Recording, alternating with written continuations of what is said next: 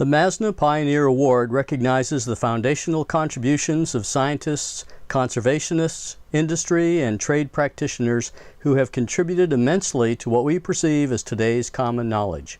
These early pioneers explored their worlds in ways that others at the time could not imagine.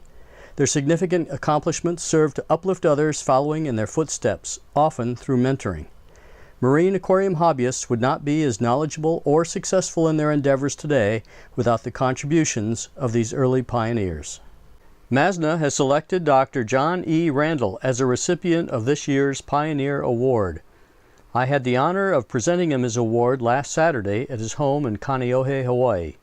He asked me to include his wife Helen in the photo because, in his words, "She has been a major factor in my success.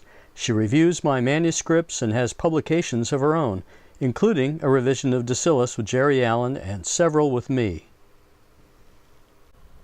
Fortunately for us, Jack has completed his memoirs and they are awaiting publication. I've read the entire manuscript and it is filled with adventures at sea, a lifetime of discoveries, as well as many near-death experiences. Jack was born May 22, 1924, and today is 94 years young. He spent his early years growing up in California, where he spent a lot of time on the ocean. Aquariums were also a part of his early experiences, first with freshwater fishes and later marine fishes. He sailed his own boat to Hawaii in 1950 and began his long and illustrious career as an ichthyologist, taking him to coral reefs around the world.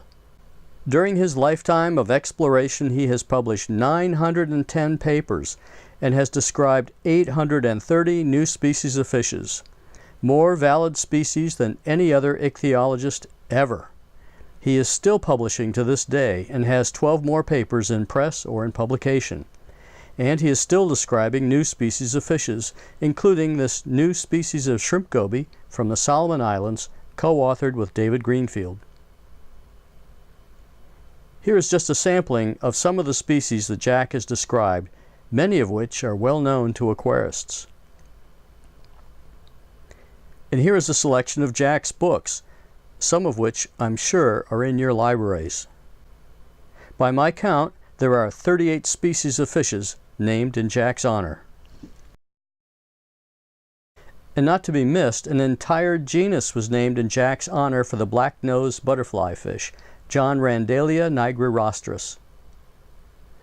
Jack's keen observations and research led him to unravel the mystery of fish poisoning, or ciguatera, and to recognize many new examples of mimicry among reef fishes, and to sort out many instances of sexual dimorphism, especially many cases where males and females were described as different species.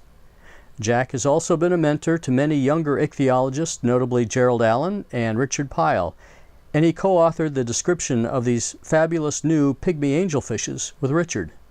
I have had the honor of co-authoring 4 papers with Jack, including the description of Surrey-Labrus marjorie, which we named in honor of my wife Marge, who worked as Jack's assistant at the Bishop Museum. She recalls the best part of the job was hearing about Jack's discoveries when he returned from an expedition. The worst part was every time Jack renamed a fish, she had to go into the collection and rewrite all the labels, and Jack kept her very, very busy. Jack has also been an ardent supporter of Hawaii's aquarium fishery. He has submitted testimony, newspaper editorials, and many letters, all pointing out the value of aquariums and that Hawaii's fishery is sustainable. I want to thank Marge for accompanying me last week to Jack's house and shooting this video of Jack accepting the MASNA Pioneer Award. Jack also had a tale he wanted to tell you about one of his childhood experiences with aquariums.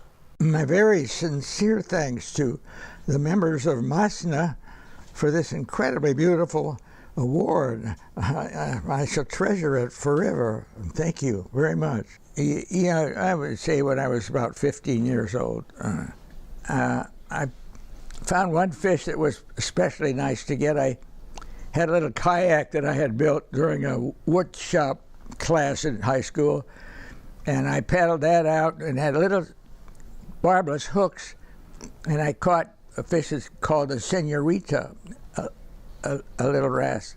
It's the cleaner of other fish, but nobody knew that then.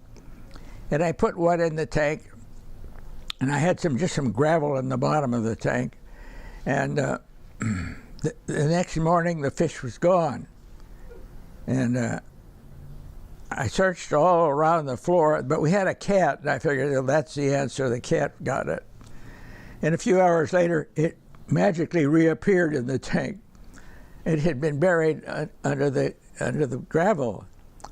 And that fish was amazing. It would take food from my hand. When it was hungry, it would come to the surface and squirt a little drop of water out.